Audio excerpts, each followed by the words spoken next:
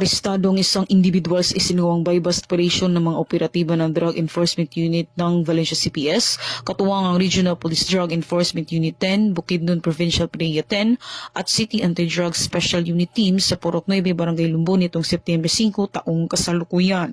Kinilalang suspect na si alias Chuji, lalaki, 34 taong gulang, may kinakasama presidente ng Purok 5, Barangay Magalungay, San Fernando, Bukidnon. Nakumpiska mula sa suspect ang iligal na droga na nagkakahalaga ng humigit kumulang 65,280 pesos. Nasa kustodi na ng Valencia City Police Station ang suspect at maharap sa kasong paglabag sa RA 9165 o Comprehensive Dangerous Drugs Act of 2002.